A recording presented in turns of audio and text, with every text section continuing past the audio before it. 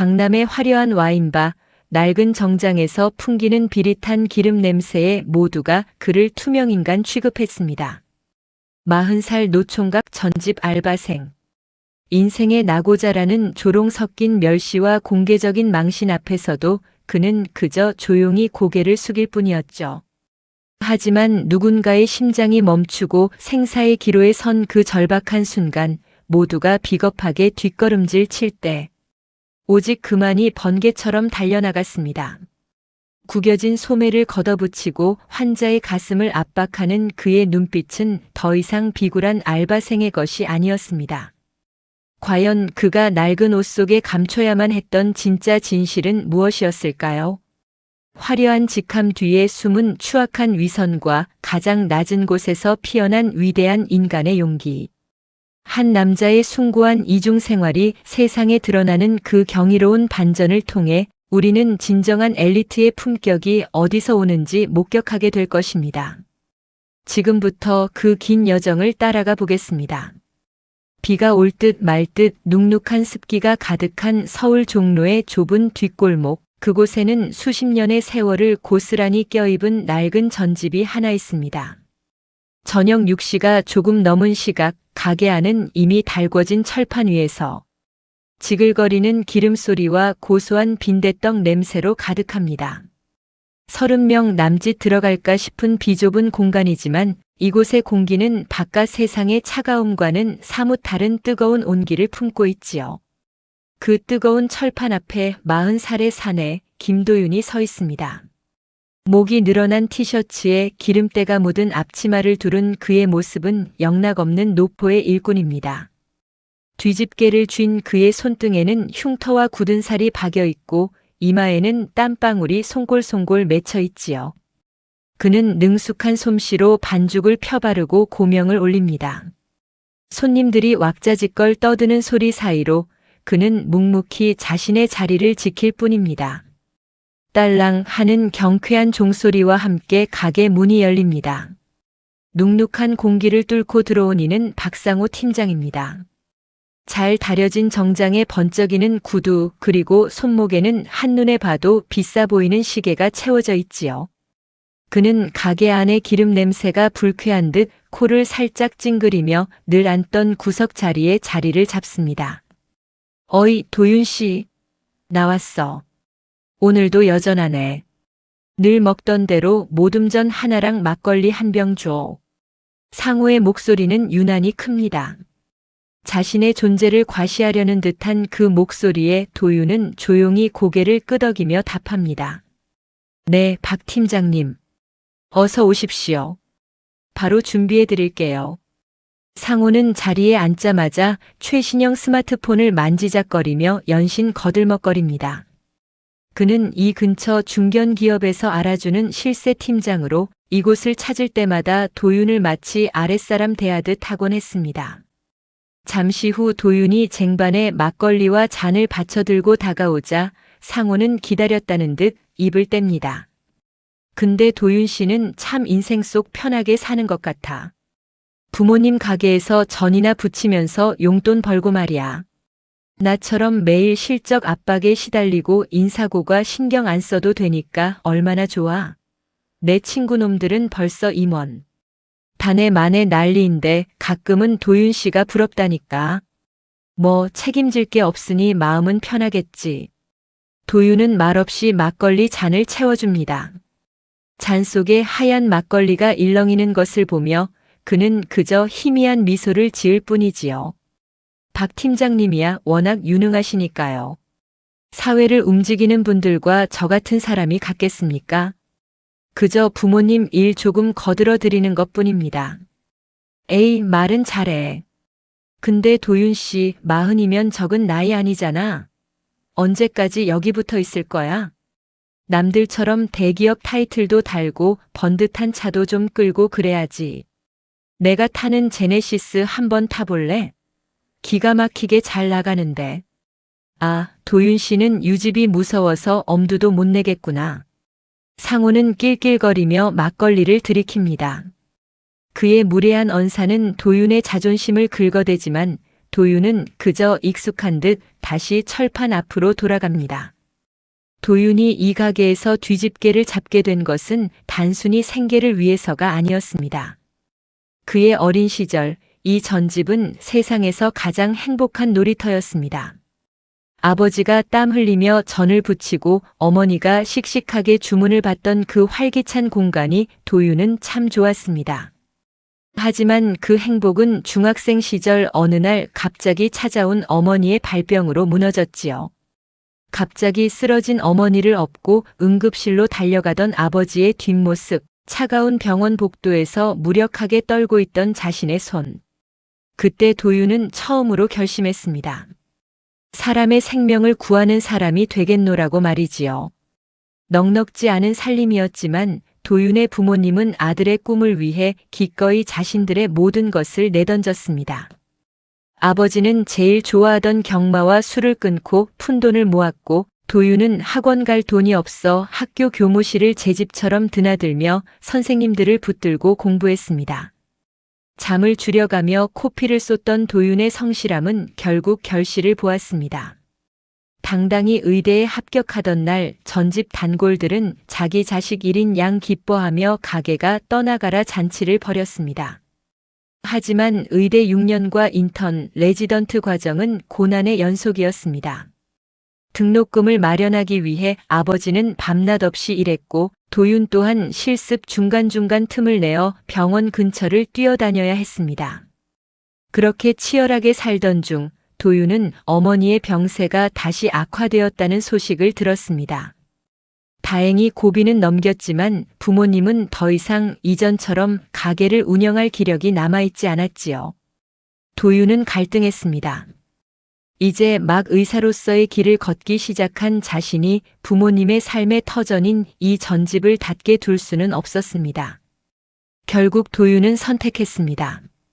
낮에는 대학병원의 순환기내과 전문의로서 흰 가운을 입고 환자들의 심장을 돌보고 저녁에는 기름 냄새. 나는 전집으로 돌아와 뒤집개를 잡는 이중 생활을 말이지요. 몸은 부서질 듯 힘들었지만 아들이 구워준 전을 맛있게 먹는 손님들의 미소와 아들을 대견해 하는 부모님의 눈빛이 그를 버티게 하는 힘이었습니다. 하지만 박상호 팀장에게 도윤은 그저 백수나 다름없는 40살 알바생일 뿐입니다. 상호는 자신의 성공을 증명하기 위해 도윤의 상황을 깎아내려야만 했습니다. 상호가 다시 도윤을 불러 세웁니다. 도윤 씨, 내가 오늘 기분이다. 사실 이번 주말에 강남에서 미팅이 하나 있거든. 상대들이 무려 대학병원 간호사들이야. 아주 엘리트들이지. 근데 한 명 자리가 비어서 말이야. 도윤 씨도 가서 머릿수 좀 채워주면 어때? 뭐 도윤 씨 같은 스타일이 가야 내가 더 돋보이기도 하고. 어때 가서 비싼 와인 구경도 좀 하고 그래야지. 안 그래? 상호는 비릿한 웃음을 지으며 도윤의 어깨를 툭툭 칩니다. 도윤은 곤란한 듯 머리를 극적이다가 잠시 생각에 잠깁니다. 사실 그가 근무하는 병원 근처의 와인바인데다 마침 주말에는 병원 당직이 비어 있었습니다. 박 팀장님, 제가 그런 자리에 나가도 될지 모르겠습니다. 옷도 번듯한 게 없어서요. 걱정 마. 그냥 대충 깔끔하게만 입고 나와. 어차피 주인공은 나니까. 도윤 씨는 그냥 내가 시키는 대로 리액션이나 잘해주면 돼. 아, 그리고 전 냄새는 좀 빼고 와라. 우리 격조 있게 좀 놀아보자고. 상호는 메모지에 시간과 장소를 적어 도윤의 손에 쥐어줍니다. 도윤은 그 메모지를 물끄러미 내려다보았습니다. 그의 눈에는 묘한 빛이 서립니다. 그것은 단순한 호기심도 설렘도 아니었습니다. 오랫동안 인내하며 닦아온 무거운 책임감과 누군가에게는 보이지 않는 삶의 진실이 교차하는 눈빛이었지요. 철판 위에서 전이 노릇하게 익어갑니다. 바깥에는 어느덧 빗줄기가 굵어져 천막 위를 두드리기 시작합니다. 종로의 낡은 전집 안 기름 연기 사이로 김도윤의 묵직한 침묵이 흐릅니다. 그 침묵 속에 앞으로 다가올 폭풍 같은 반전이 숨어 있다는 사실을 박상호는 꿈에도 알지 못한 채 두 번째 막걸리 잔을 높이 치켜들었습니다. 도윤은 말없이 가게 밖 빗줄기를 바라봅니다. 그가 지키고 싶었던 부모님의 자부심과 그가 평생을 바쳐 공부한 의학의 숭고함이 곧 같은 자리에서 시험대에 오르게 될 것임을 예감하면서 말이지요. 시끄러운 가게 안 도윤의 손끝에서 뒤집개가 다시 한번 부드럽게 원을 그리며 전을 뒤집습니다. 지글지글 소리 없이 타오르는 불꽃처럼 그의 운명도 새로운 국면을 향해 타오를 준비를 마쳤습니다. 토요일 저녁 강남역 인근의 화려한 빌딩 숲은 색색의 네온 사인으로 넘실댑니다. 차갑고 매끄러운 유리벽 사이로 비싼 외제차들이 줄을 지어 지나가고 거리의 사람들은 저마다 세련된 옷차림으로 주말의 활기를 만끽하고 있지요. 종로 뒷골목의 지글거리는 기름 소리와 소박한 막걸리 냄새는 이곳에서 마치 아주 먼 나라의 이야기처럼 느껴집니다. 김도윤은 지하철역 화장실 거울 앞에 섰습니다. 10년 전 전문의 시험에 합격하고 부모님이 큰맘 먹고 맞춰주셨던 낡은 정장이 그의 어깨를 무겁게 누르고 있었지요. 유행이 지난 넓은 깃과 조금 짧아진 바지춤에서는 아무리 지우려 해도 지워지지 않는 은은한 기름 냄새와 오래된 옷장 특유의 나프탈렌 냄새가 배어나옵니다. 그는 손바닥으로 옷의 먼지를 털어내며 크게 심호흡을 합니다. 할 수 있다. 그냥 앉아만 있다가 오는 거야. 부모님 가게 단골분이 부탁하신 거니까. 그는 스스로를 다독이며 상호가 알려준 와인바로 향했습니다.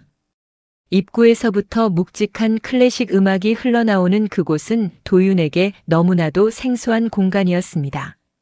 어두운 조명 아래 번쩍이는 크리스털 잔들과 와인. 버킷 속에서 달그락거리는 얼음 소리가 그의 긴장감을 더합니다. 도윤은 상호가 적어준 메모를 다시 확인했습니다. 약속 시각은 저녁 7시 30분. 시계는 이제 막 7시 15분을 가리키고 있었습니다. 직원의 안내를 받아 예약된 자리로 다가갔을 때 도윤은 그만 굳어버리고 말았습니다. 이미 상호와 다른 일행들이 모두 도착해 웃음꽃을 피우고 있었기 때문이지요. 도윤의 모습을 발견한 상호가 기다렸다는 듯 과장된 몸짓으로 손목시계를 두드려 보입니다. 아이고, 우리 도윤 형님 드디어 오셨네. 여러분, 이분이 제가 말한 그 자유로운 영혼이에요. 종로에서 아주 유명한 장인인데 예술가 기질이 있어서 그런지 시간관념이 좀 독특하시네. 상호의 목소리는 와인바 전체에 울려 퍼질 정도로 컸습니다. 미팅에 나온 여성들의 시선이 일제히 도윤의 낡은 정장과 헝클어진 머리카락으로 향합니다. 도윤은 당황하며 상호의 옆자리에 앉았습니다. 박 팀장님 죄송합니다. 어제 메모에는 분명히 7시 30분이라고 적어주셔서 시간에 맞춰 온다고 왔는데. 에이 형님, 내가 7시라고 신신당부를 했잖아. 기억력이 왜 그래? 전 부치느라 뇌까지 기름에 절어버린 거야 뭐야? 자자, 일단 앉아. 여기는 다들 대학병원 간호사님들이야. 귀한 분들이니까 말 조심하고. 상호는 낄낄거리며 도윤의 말을 단칼에 잘라버렸습니다. 분명 어제 받은 메모에는 7시 30분이라 적혀 있었지만 상호는 이를 이용해 도윤을 시작부터 예의 없는 낙오자로 만들어버린 것이지요. 도윤은 억울함이 목끝까지 차올랐지만 초면인 여성들 앞에서 상호와 시비를 가릴 수는 없었습니다. 그는 그저 고개를 숙이며 정중하게 인사를 건넸습니다. 늦어서 죄송합니다. 김도윤이라고 합니다. 맞은편에 앉은 여성들 중 2명은 어색한 미소를 지으며 눈길을 피했고 오직 한 사람 민지은만이 도윤을 가만히 응시하고 있었습니다. 그녀는 상호의 무례한 농담에도 웃지 않았지요. 상호는 분위기를 주도하려는 듯 가장 비싼 와인을 주문하며 다시 입을 뗍니다. 지은 씨, 이 형님이 입은 수트 좀 봐요. 완전 꼴똥품이죠? 요즘은 이런 거 돈 주고 구하고 싶어도 못 구해. 도윤 씨, 이거 어디 박물관에서 빌려온 거야? 아니면 종로 시장에서 떼온 거야? 아, 오래전부터 입던 옷이라 좀 낡았습니다. 낡은 게 아니라 썩은 거지. 그리고 은은하게 풍기는 이 냄새는 또 뭐야? 무슨 기름 냄새 같은 게 나는데. 혹시 오늘 미팅 온다고 가게에서 전 부치고 바로 온 거야? 에이, 매너가 없네. 최소한 샤워는 하고 와야지. 상호의 말에 옆에 있던 다른 남성 일행이 키득거리며 동조했습니다. 여성들 사이에서도 묘한 공기가 흐르기 시작했지요. 도윤은 자신의 손등을 보았습니다. 매일 같이 씻어내도 손톱 끝에 남아있는 듯한 소금기와 기름의 감촉. 그것은 그가 부모님을 사랑하고 인생을 성실히 살아왔다는 훈장이었지만 이 화려한 강남의 와인바에서는 그저 불결하고 가난한 흔적일 뿐이었습니다.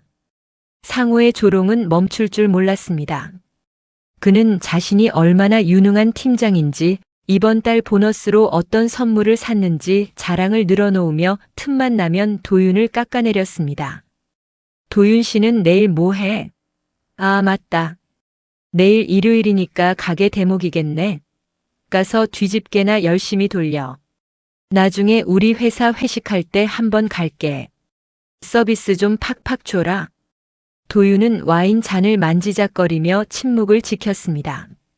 사실 그는 내일 대학병원 순환기내과 컨퍼런스 준비를 해야 했습니다.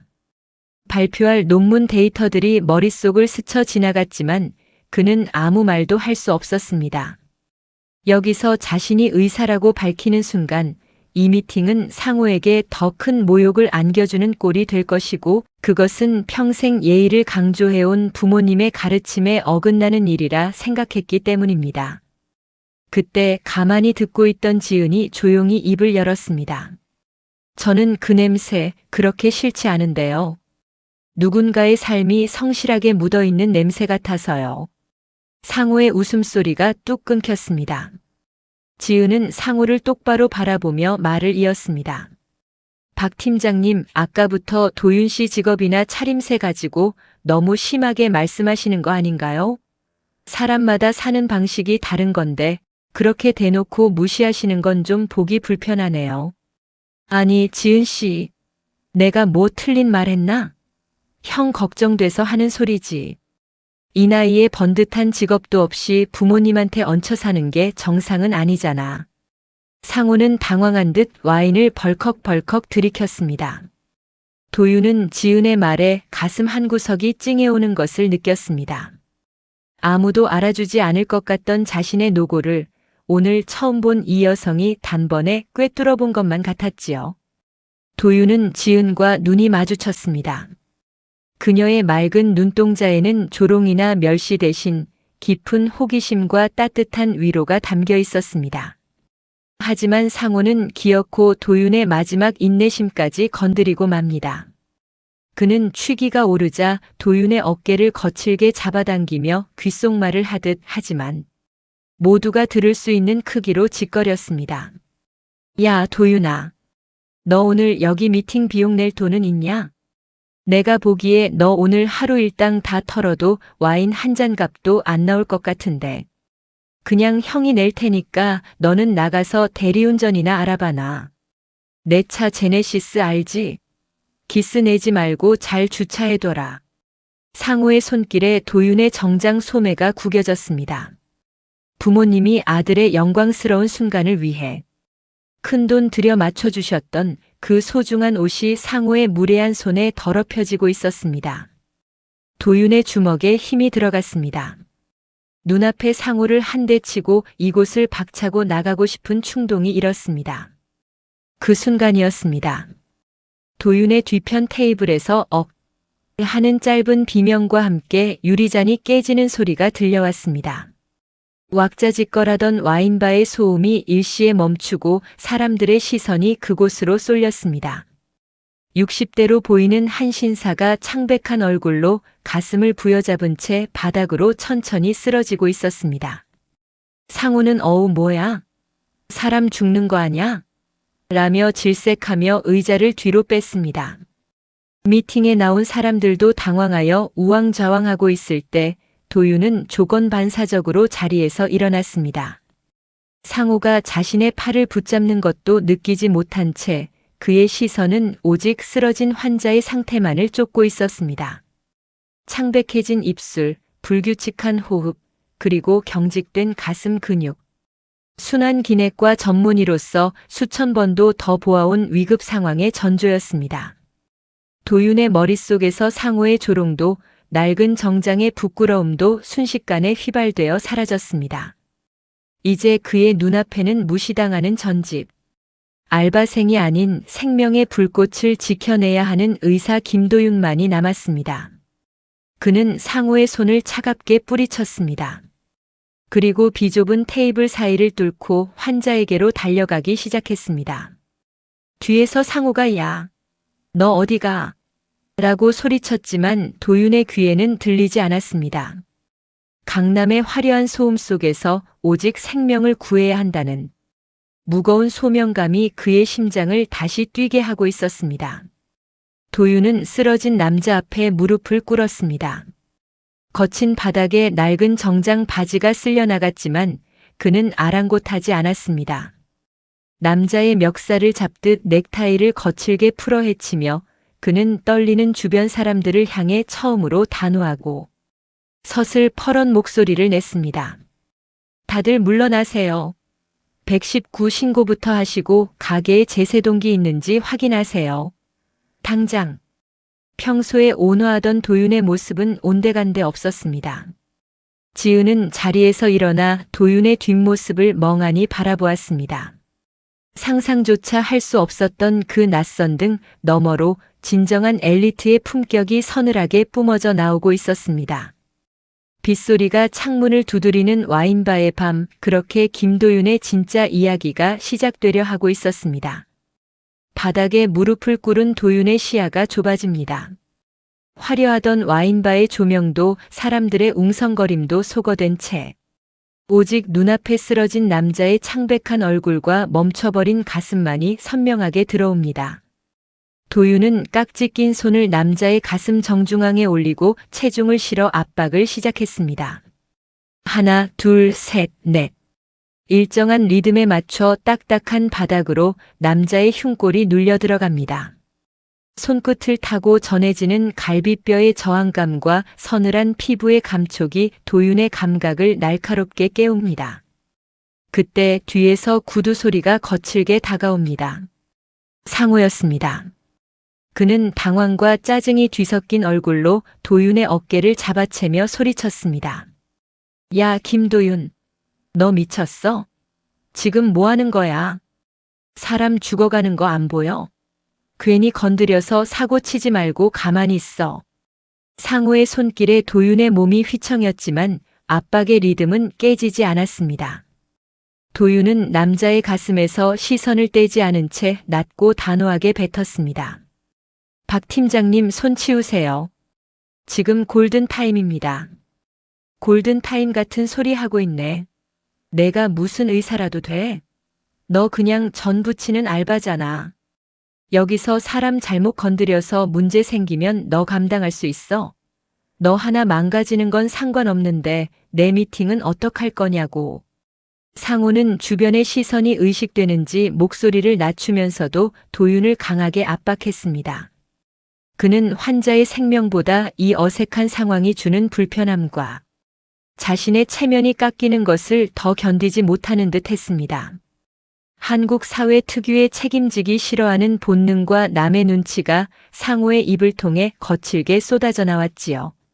상호의 방해에도 불구하고 도윤은 묵묵히 CPR을 이어갔습니다.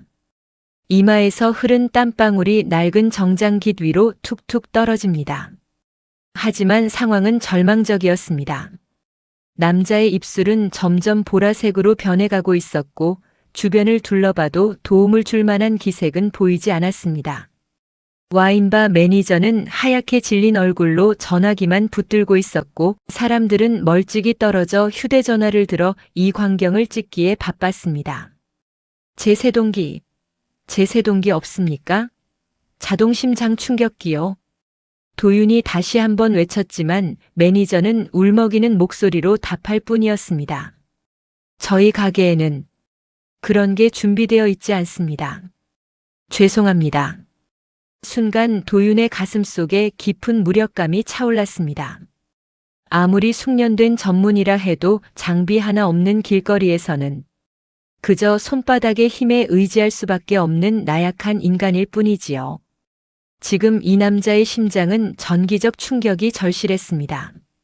이대로 구급차가 올 때까지 버티기엔 남자의 생체 신호가 너무나 희미해져 가고 있었습니다. 상호는 이때다 싶어 다시 도윤의 팔을 잡아당겼습니다. 봤지? 장비도 없다잖아. 야, 적당히 해. 내가 백날 눌러봐야 죽을 사람은 죽는 거야. 너 그러다 나중에 유가족들이 너한테 소송 걸면 어떡할래? 착한 척 그만하고 빨리 일어나. 우리 자리로 돌아가자고. 상호의 악에 섞인 조언이 도윤의 귓가를 맴돕니다. 도윤은 잠시 손을 멈추고 싶은 충동을 느꼈습니다. 여기서 멈추면 그는 다시 평범한 전집 아들로 돌아갈 수 있습니다. 박 팀장의 비위를 맞추며 적당히 수모를 견디면 내일의 일상은 예전처럼 평온할지도 모릅니다.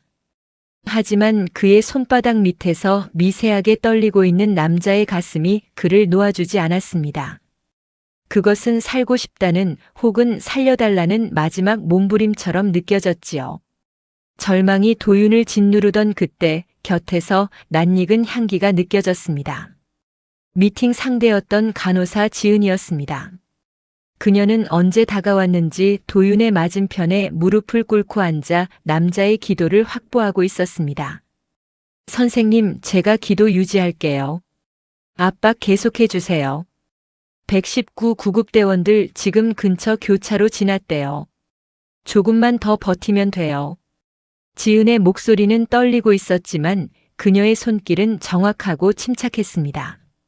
그녀는 상호의 위협적인 눈빛을 무시한 채 도윤만을 바라보고 있었습니다. 지은 씨, 지금 뭐 하는 거야? 당신도 저 자식한테 속고 있는 거라고. 저 인간 의사 아니야. 종로에서 전 붙이던 놈이라고.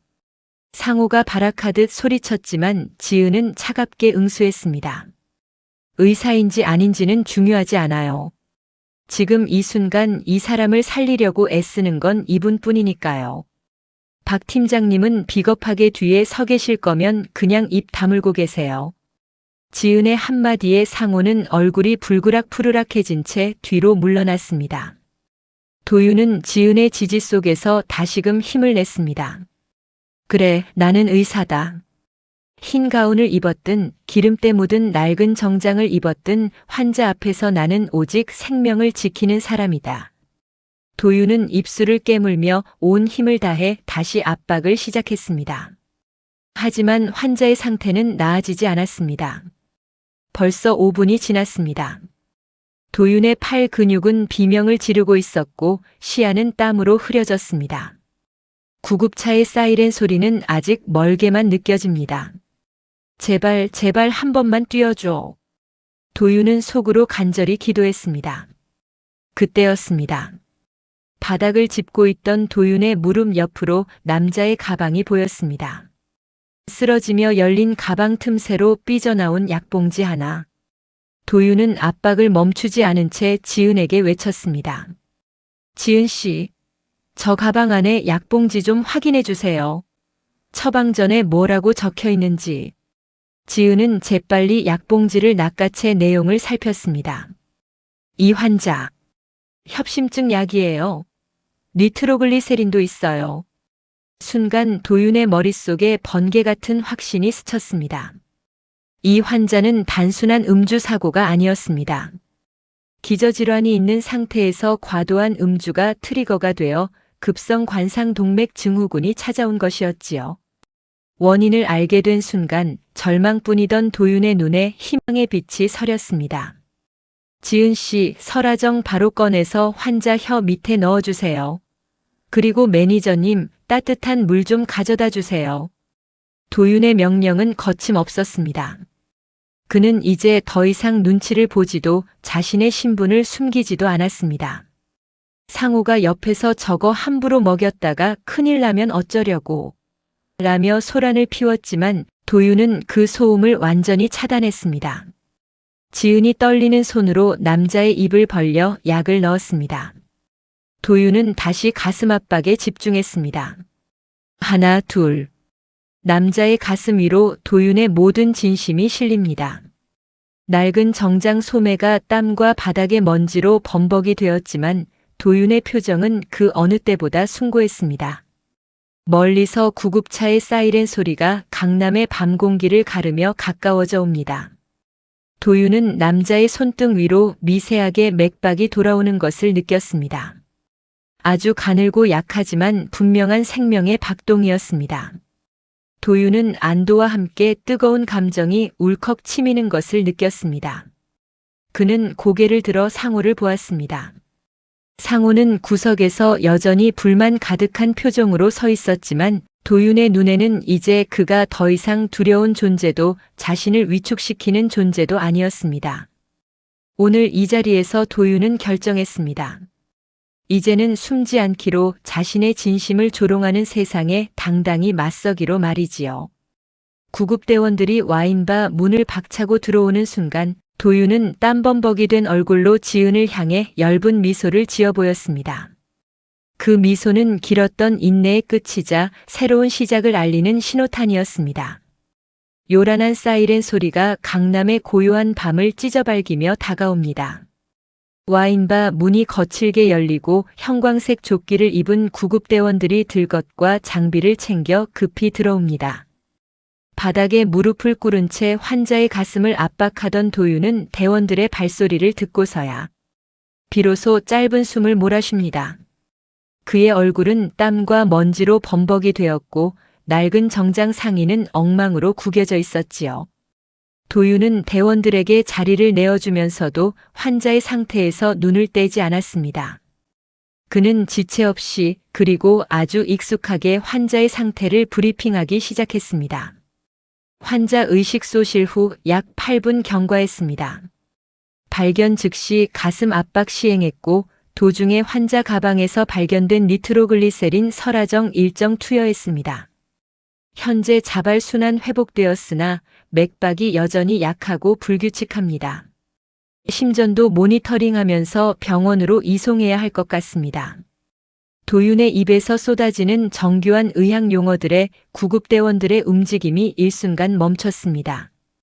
당황한 기색이 역력하던 대원 중 한 명이 도윤의 얼굴을 똑바로 바라보며 물었습니다. 혹시 의료진이십니까? 처치가 너무 완벽해서요. 도윤은 잠시 망설이다가 땀에 젖은 머리카락을 쓸어 넘기며 차분하게 답했습니다. 순환기내과 전문의 김도윤입니다. 와인바 안의 공기가 순식간에 얼어붙었습니다. 구석에서 전집 알바생이라며 비웃던 상호의 입이 쩍 벌어졌지요. 상호는 현실을 부정하듯 뒷걸음질 치며 소리쳤습니다. 거짓말 마. 무슨 의사야? 당신 종로 전집에서 기름 냄새 풍기면서 전 부치던 놈이잖아. 야, 구급대원 양반들. 저 사람 사기꾼이에요. 그냥 우리 동네 알바생이라고요. 하지만 구급대원은 상호의 외침을 가볍게 무시했습니다.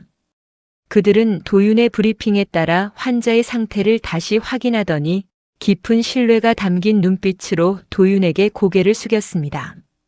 선생님 덕분에 환자분 고비를 넘기셨습니다. 저희가 안전하게 이송하겠습니다. 협조해 주셔서 감사합니다. 환자가 들것에 실려나가는 그 짧은 찰나 도윤은 비로소 바닥에 주저앉았습니다. 긴장이 풀리자 온몸의 근육이 비명을 질렀고 손끝은 미세하게 떨리고 있었지요. 그때 지은이 다가와 조심스럽게 생수 한 병을 건넸습니다. 그녀의 눈에는 아까의 안쓰러움 대신 깊은 존경과 말로 다할 수 없는 감동이 일렁이고 있었지요. 선생님 정말 대단하세요. 저는 아까 그 처치를 보면서도 믿기지가 않았어요. 어떻게 그 상황에서 그렇게 침착하게 대응하실 수 있었나요?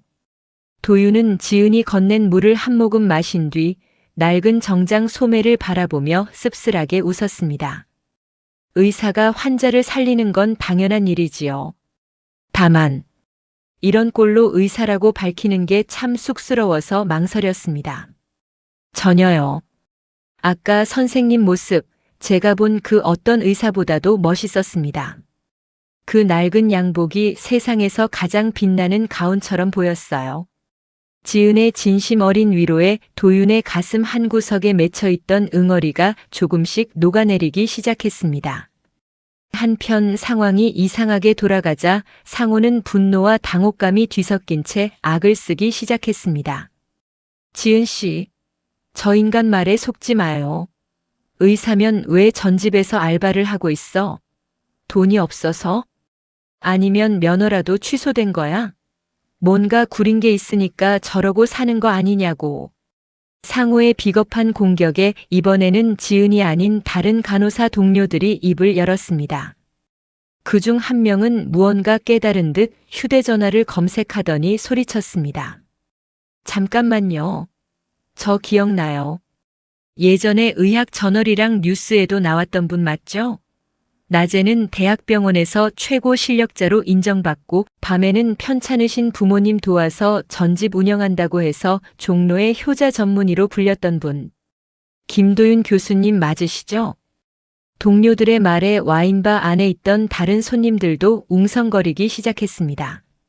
상호의 얼굴은 이제 붓다 못해 창백하게 질려버렸지요.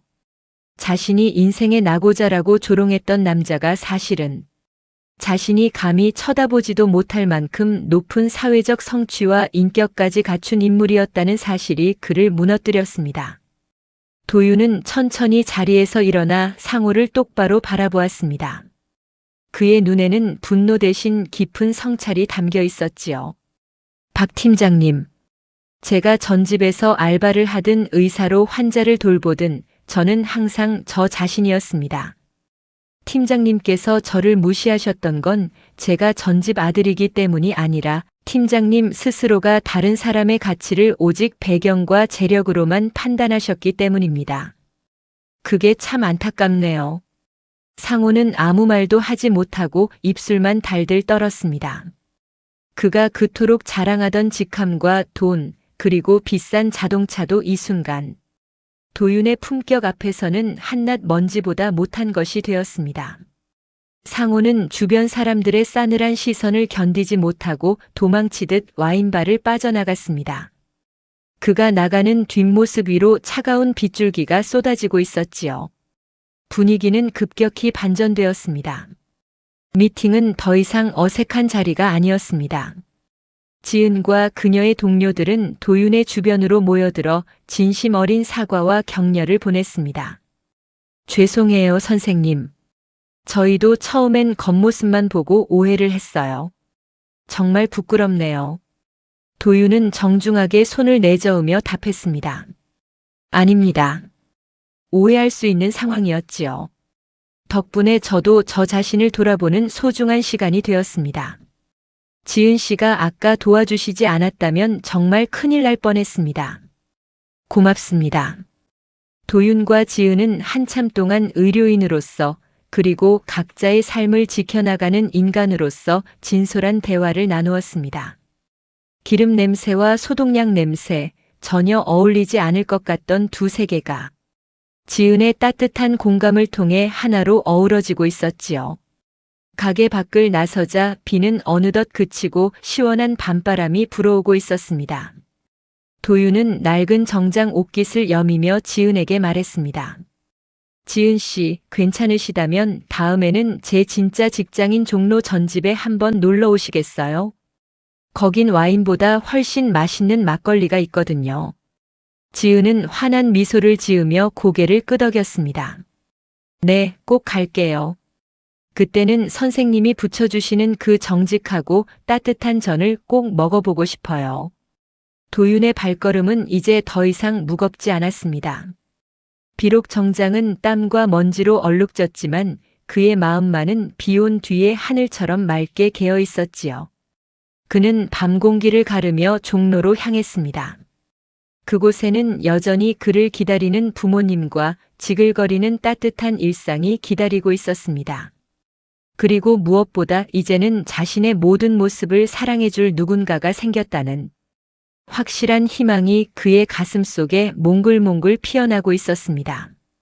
강남의 화려한 네온사인 사이로 김도윤의 뒷모습이 멀어집니다. 그것은 한 남자가 수모를 이겨내고 자신의 진정한 가치를 되찾은 영광스러운 퇴장이었습니다. 그리고 이 퇴장은 곧 그가 꿈꾸던 더 큰 도약과 새로운 인연의 시작을 의미하고 있었습니다. 그날의 소동이 폭풍처럼 지나가고 종로의 뒷골목에도 어김없이 다시 평범한 일상의 아침이 찾아왔습니다. 밤새 내린 비 덕분인지 공기는 한결 맑아졌고 낡은 전집의 기와 지붕 위로 쏟아지는 아침 햇살은 평소보다 유난히 포근하게 느껴졌지요. 도윤은 평소처럼 새벽 일찍 일어나 재료를 다듬고 철판을 닦았습니다. 하지만 그의 손끝은 이전보다 훨씬 가벼웠고 입가에는 아주 희미하지만 지워지지 않는 미소가 머물고 있었습니다. 가게 안에는 이제 지글거리는 전소리 대신 부모님의 낮은 웃음소리가 기분 좋게 울려 퍼집니다. 아들이 겪었던 그 놀라운 일들이 동네 사람들 입을 타고 전해지면서 전집은 이제 단순한 노포를 넘어 진심이 살아있는 곳으로 불리기 시작했지요. 도윤은 이제 더 이상 기름 냄새 밴 자신의 앞치마를 부끄러워하지 않습니다. 오히려 그 냄새 속에 담긴 부모님의 땀방울과 자신의 성실함을 긍지로 삼게 되었습니다. 며칠 뒤 가게 문에 달린 작은 종소리가 딸랑이며 정적을 깼습니다. 도윤이 고개를 들자 그곳에는 화사한 원피스 차림의 지은이 서 있었지요. 그녀의 손에는 작은 화분 하나가 들려 있었습니다. 강남의 화려한 와인바가 아닌 소박한 종로의 전집에서 마주한 그녀의 모습은 마치 이 낡은 공간에 피어난 한 송이 꽃 같았습니다. 진짜 찾아오셨네요, 지은 씨. 환영합니다. 약속했잖아요. 선생님이 부쳐주시는 세상에서 가장 정직한 전을 먹으러 오겠다고요. 여긴 정말 공기부터 따뜻하네요. 지은은 가게를 천천히 둘러보며 감탄했습니다. 도윤은 정성스럽게 부친 모둠전을 내놓았습니다. 지은은 한 점을 입에 넣더니 눈을 지그시 감고 그 맛을 음미했지요. 선생님, 이 전에는 선생님의 진심이 담겨 있어요. 화려하지는 않지만 사람의 마음을 위로하는 그런 맛이요. 병원에서 환자들을 대하실 때도 아마 이런 마음이시겠죠? 과찬이십니다. 저는 그저 제가 해야 할 일을 할 뿐인걸요. 전을 부칠 때나 청진기를 댈 때나 사실 마음가짐은 다르지 않습니다. 누군가에게 작은 온기라도 전할 수 있다면 그것으로 충분하니까요. 두 사람은 막걸리 잔을 기울이며 밤새도록 이야기를 나누었습니다. 상호에 대한 소식도 들을 수 있었지요. 상호는 그날 이후 회사 내에서도 평소에 아나무인 격인 태도가 문제가 되어 대기 발령 조치를 받았다고 하더군요. 자신이 그토록 무시하던 알바생에게 당한 굴욕 때문인지 아니면 자신의 비겁함이 만천하에 드러난 수치심 때문인지 그는 종로 근처에는 얼씬도 하지 않는다고 했습니다. 도윤은 그 소식을 듣고도 그저 덤덤하게 고개를 끄덕였습니다. 분노보다는 그가 언젠가는 진정한 가치가 무엇인지 깨닫기를 바라는 마음이 더 컸기 때문입니다. 지은은 그날 이후 도윤의 전집에 자주 들렀습니다. 그러던 어느 날 지은은 수줍게 자신의 여동생을 소개해 주었습니다. 요리를 전공하고 성실한 성격을 가진 그녀의 동생은 편찮으신 부모님을 대신해 전집의 일손을 돕기로 했지요. 도윤의 성품을 믿고 지은이 직접 제안한 일이었습니다. 덕분에 부모님은 무거운 짐을 내려놓고 편안한 휴식을 취할 수 있게 되었고 도윤 또한 큰 결심을 할 수 있게 되었습니다. 몇 달의 시간이 더 흘렀습니다. 이제 도윤은 저녁마다 앞치마를 두르는 대신 다시 하얀 가운을 입고 병원의 복도를 바쁘게 누빕니다. 그는 이제 파트타임 의사가 아닌 대학병원의 정식 교수로 임용되어 더 많은 환자의 심장을 돌보게 되었습니다. 하지만 그는 아무리 바빠도 주말이면 종로의 전집으로 향합니다. 그곳에서 그는 여전히 부모님의 아들로 그리고 지은의 연인으로 소박한 행복을 누립니다. 어느 일요일 저녁 병원 옥상 정원에서 도윤과 지은이 나란히 앉아 지는 노을을 바라보고 있었습니다. 도윤은 지은의 손을 조심스럽게 맞잡으며 말했습니다. 지은 씨, 가끔 그날의 와인바를 생각해요. 만약 제가 상호 씨의 무시를 견디지 못하고 도망쳤다면 지금 제 곁에 지은 씨는 없었겠죠? 지은은 도윤의 어깨에 머리를 기대며 부드럽게 대답했습니다. 아니요, 선생님. 선생님은 도망치지 않으셨을 거예요. 선생님의 낡은 양복 속에 감춰진 그 뜨거운 진심은 언제 어디서든 빛을 발했을 테니까요. 저는 그 빛을 보고 선생님께 다가간 거고요. 도윤은 지은의 말에 깊은 안도감을 느꼈습니다. 그는 자신이 걸어온 굽이진 길들을 회상했습니다. 가난한 전집 아들이라는 꼬리표 남들의 조롱과 멸시, 그리고 그 모든 것을 견디게 해주었던 부모님의 사랑과 자신의 꿈. 그 모든 과정이 결국 오늘의 자신을 만든 소중한 걸음이었음을 그는 이제 잘 알고 있습니다. 병동 안에서 응급 상황을 알리는 호출벨 소리가 들려옵니다. 도윤은 반사적으로 몸을 일으켰습니다. 이제 그의 눈앞에는 수많은 환자의 삶이 기다리고 있습니다. 그는 지은과 서로를 격려하는 눈빛을 주고받은 뒤 힘차게 복도를 달려나갔습니다. 그의 하얀 가운이 바람에 휘날리며 눈부시게 빛납니다. 낡은 정장 속에 숨겨두었던 그의 진심이 이제는 온 세상을 따뜻하게 비추는 희망의 빛이 되어 퍼져나가는 순간이었습니다. 세상은 가끔 우리의 겉모습만을 보고 가치를 매기려 듭니다. 어떤 차를 타는지, 어떤 옷을 입는지, 직함이 무엇인지가 전부라고 믿는 사람들도 있지요. 하지만 진정한 엘리트는 화려한 수식어 뒤에 숨어 있는 것이 아니라 누군가를 위해 무릎을 꿇을 줄 아는 용기와 자신의 자리를 묵묵히 지켜내는 성실함 속에 존재합니다. 김도윤과 민지은 두 사람이 써내려간 이 이야기는 우리에게 나지막이 속삭입니다. 당신의 진심이 낡은 옷 속에 가려져 있을지라도 그 진심을 포기하지 않는 한 언젠가는 반드시 당신만의 찬란한 계절이 찾아올 것이라고 말이지요. 멀리 종로의 뒷골목, 여전히 지글거리는 전 냄새와 사람들의 웃음소리가 가득한 그곳에 사랑과 희망의 노래가 오늘도 낮게 깔립니다. 우리 모두의 가슴 속에 저마다의 진심이 살아 숨 쉬는 한 인생이라는 무대는 언제나 눈부신 반전으로 가득할 것입니다. 영상이 마음에 드셨다면 구독과 좋아요 부탁드립니다. 그리고 여러분의 이야기를 댓글로 들려주세요. 당신의 한마디가 또 다른 변화를 만듭니다.